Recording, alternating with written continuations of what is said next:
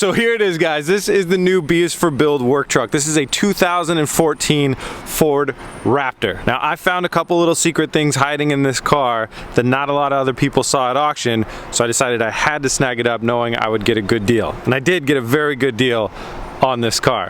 First impressions, it's giant. Compared to the FJ Cruiser, which is a decent sized little SUV, this thing feels like an absolute monster. So I know it's going to be good for everything that we need to use it for, as well as a lot of fun off-road. So this being B is for Build, of course we did A, buy this car at auction, and B, buy this car crashed. Let me kind of run down the auction for you guys. So I saw this, I've been shopping for a Raptor for many months now. They vary very widely in price, from probably not fixable to Raptors that have been completely bent in half. Yeah, we still haven't sold the old M5 body if anybody wants an M5 body. Anyways, a lot of them, people jump them really far and then they bend the truck bed right here, so they bent in half. There's a lot of those. Didn't want to try and figure out how to deal with that.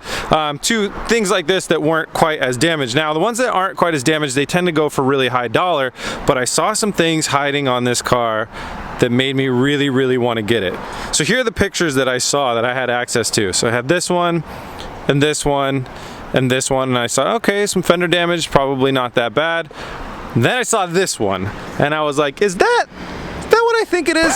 Time out. Before we get any further, I want to take a second out to thank our sponsor. Today's episode is proudly sponsored by Honey. If it wasn't for Honey, builds like this simply wouldn't be possible. The support that they give this channel is amazing. If you don't know what Honey is, it's a free online shopping tool. It's a browser extension that automatically searches the internet for the best coupon codes every time you buy something online. It works on over 30,000 different sites like Tire Rack and Newegg and Razor and eBay, and I use it a lot when I'm buying things for the show. So over the years, we've been sponsored by Honey for quite a few years now, and over that time, I have saved hundreds and hundreds of dollars while buying everything that I need for this show. And you guys, the viewers that have used our code and signed up through our link in the description, have actually saved over $150,000 collectively using Honey. It is super easy and free to install. You just go to joinhoney.com/build. You click once, click twice, and then you got it installed. Guys, there's absolutely no reason not to install Honey today. The average B is for Build user has saved over $35 using Honey.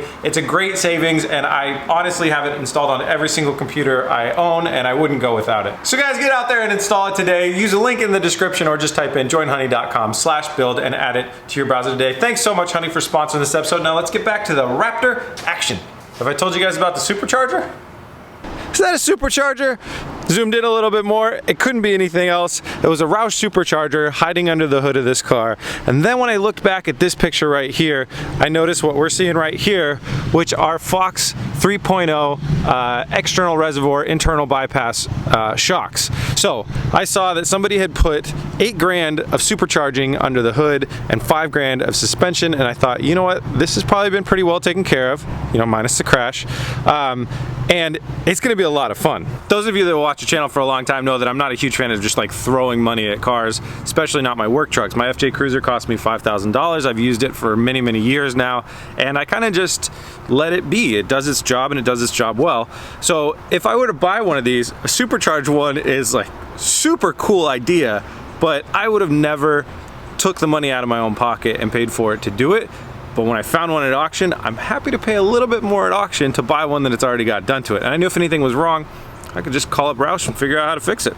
Looking around the rest of the car, you can see that this was a State Farm car, so this was an insurance auction car, which means it wasn't sold by a private party, which is something that's always good to look for at an auction. It generally means that nobody's had time to fiddle with things to make it look better than it is before it goes to auction, look or seem or run better than it is. The previous owner had a real thing for light bars. He had a light bar up here, he's still got some wiring going down here, he had a light pod right here and on the other side. He had, I believe, a light bar right here and a light bar right there, which from me owning a car that's had just one light bar, I could tell you that's a couple too many light bars. I can't even zoom out far enough to show you guys the whole side of it in one shot, but the rest of the car, walking our way around, is really good condition. This is pretty funny. The doors are so flimsy that you just press on them and then they move, which is, you know, I guess they're trying to keep weight down on this massive thing. Right now it's got some mismatched 20-inch wheels and tires on it. You can see that one's Ford Raptor because that one got exploded in the wreck, and then those ones are Fuel or something, whatever those are, with some Toyo tires. We're gonna be switching that up a little bit. I got some Nitto tires on the way and some Mamba off-road wheels on the way that I really like the look of. They're gonna really accentuate this car. And then coming the rest of the way around here, we've just, you know, back of a car, looks pretty normal, back of a truck, other than the fact that it's giant. Let's see, what else? Oh God, that's heavy. We've got our tow hitch, which I'm sure this truck comes with stock, but that's a really important thing because we got some plans to be doing some towing with this bad boy. And then in the back here, we have what's left of the original wheel and our old tire and our old fender. And apparently there's some fireworks back there. I haven't really gotten too far into it. The truck sits up so high from factory that they have this craziness that you can't operate one-handed. So it's not good for the camera, guys. There we go. It's your handle, and then this is a step that you learn how to operate at Raptor training school, which I skipped. Didn't do it. Aha. Here we go. Is that really how it works? Step right here. Oh, fold out. Aha! For those camping days, hand here, foot here, and now you're 15 feet in the air. Great. You can see my house from here. Can you guys tell I'm not really used to trucks? This is officially the first truck I've ever owned. I'm not really like a huge truck guy. I did grow up in the country, but I was like the guy that drove a sports car to high school, and me and the truck guys didn't really get along great. But I've needed a truck. Clearly, all of you guys that have watched the show know that I've needed a truck for a really long time. So now that I've gone over to the dark side, I just kind of went for like half truck, half four-wheeler, if I could. On the jungly side of the car over here, everything's just what you'd expect. It's just stock Ford Raptor. No damage, no nothing weird over there. So I've showed you around the upgraded suspension a little bit. I believe it does have as well upgraded exhaust because it comes with this Phase 2 kit. But let me pop the hood for you and show you. Oh God, this is a big hood too. Everything on trucks is just a little bit harder to do one-handed. Supercharger. So I got the truck delivered yesterday, and one of the first things I did was pull the serial number off of the Supercharger and start doing research to see which phase this kit is. And I talked with Roush and actually learned a little bit of information. The Phase 1 kit, the only difference is a tune and the size of the pulley. Phase 2 kit, a little bit smaller pulley, only by 5 millimeters, and a more aggressive tune. This is the Phase 2. I had to actually read the back of the pulley, which I'll include a picture of here on screen. It's not very pretty, but that's it. That says a 7.5 on there, which means it's a 75 millimeter pulley, which means that we have the Phase 2 kit, which puts this car at about 595 horsepower and gives us about an $8,000 savings over what this would have cost to buy it. I believe this was done at Roush, but I'm not 100% sure. It's got all the stickers and all the stuff in the door, the markings that it was done at least a Roush authorized place has done it. I have tons of records for the maintenance and everything on this car, but I don't have records for when the Supercharger was installed, which is kind of interesting. You can see there's a ton of additional wiring running back there. That was for all this crazy LED light bar and the winch and all that other stuff, which is pretty cool because it's controlled all inside the cabin, which is nice, and I'll show you guys that in a bit. But unfortunately, it's 100% aced the battery on this thing, so I want to start this up and let you guys hear how it sounds. So let's go ahead and I'll try and jump start it with the FJ Cruiser, see if we can get it started up. All right, got the jumper cables on. See if we can get this thing started up. It's so big in here. Just don't have enough juice. All right, we've added our crazy battery charger thingy as well on the jump starting mode. Let's see if we can do this. All right, one last try here. Now, it's really unhappy.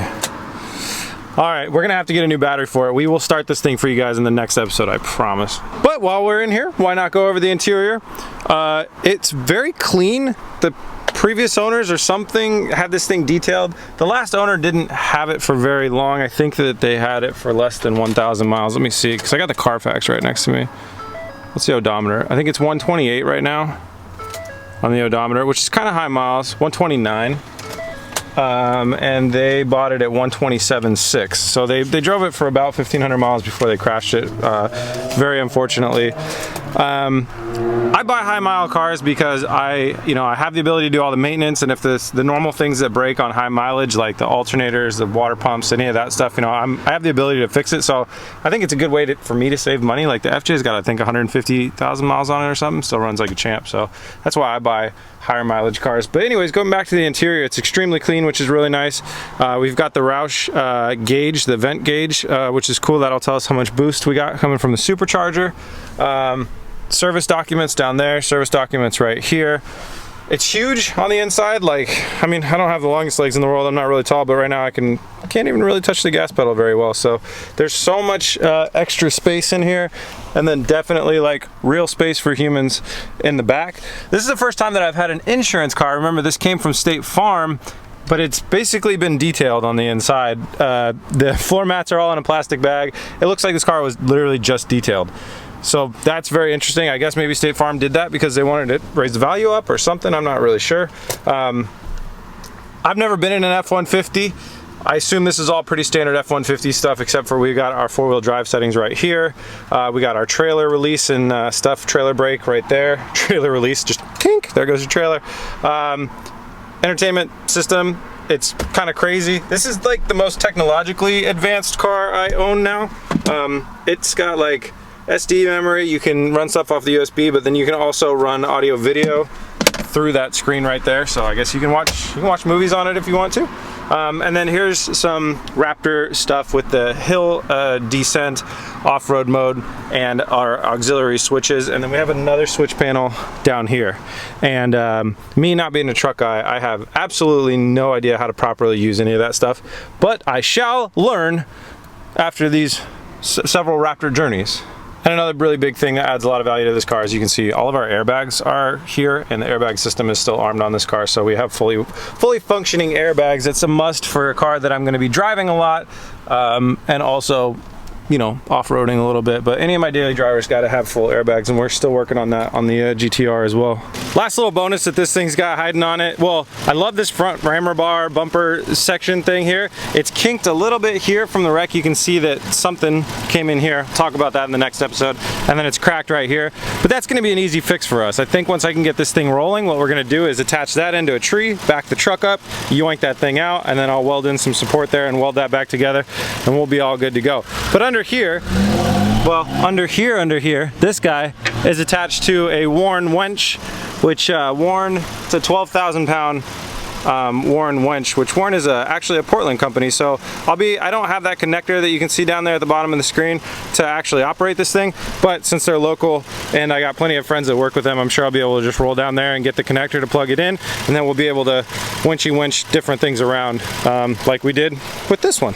So if any of you guys are wondering why I decided I needed to get a Raptor, it was because I needed to get a truck that could tow some stuff. I may or may not have challenged some YouTube channel that's been to Baja a couple times, it never really finished Baja, to race against my off-road Corvette, and I realized, well, if I'm planning on going down to Baja, which we may or may not do this year, then I'm going to need something that can tow stuff around. And then once I got the Huracan, I know I would need to tow that around a little bit.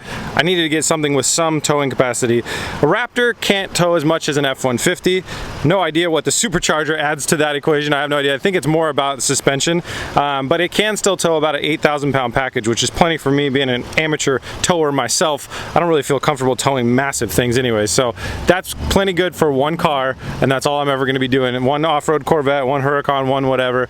That can do that. FJ here, this thing tops out at like 2,800 pounds towing capacity, or 3,000, maybe 3,500. Can't really tow, isn't really built for it, so that's when I decided time to get rid of the FJ and time to upgrade to a Raptor. So that's it. That's the new Raptor project that we're jumping into. It's got a little bit more damage than I thought it was going to, so we're working very hard to order a lot of parts as fast as we can to fix that stuff, and we'll show you all about that in the next episode. But it was kind of a surprise to me how much stuff was actually busted up on that. And oh yeah, I also ordered all the wrong body parts for the things that I knew were busted, like the fender. I ordered everything for a 2017, which is not the same model as a 2014, because I just was not paying enough attention. So if anybody needs some 2017 passenger side fender, I got you, man, I got you.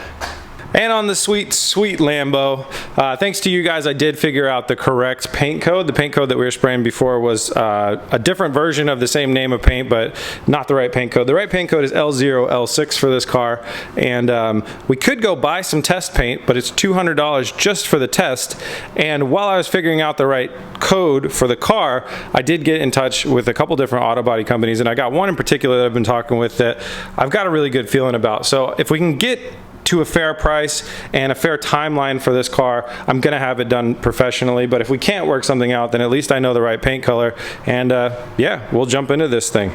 But if we do decide to paint this thing, it's gonna be after the Raptor build, because I wanna get that thing done first, because we really need to use it to be able to tow stuff, specifically our next SEMA build, or whatever's left of it. Don't even know what we're buying yet, but it's gonna be fantastic. All right, thank you guys so much for watching. I hope you're psyched for the Raptor build. In the next episode, we'll fire that baby up for you. I'm not gonna title it Will It Run, because it does run. I just wanna show you what it sounds like. We actually haven't revved it up. It's only idled here. So that'll be fun. And then we're gonna jump into all the rest of the damage and find out exactly what's wrong with it. I will see you then. Thanks for watching. Please remember to subscribe. Peace. Oh, the ceiling. Peace.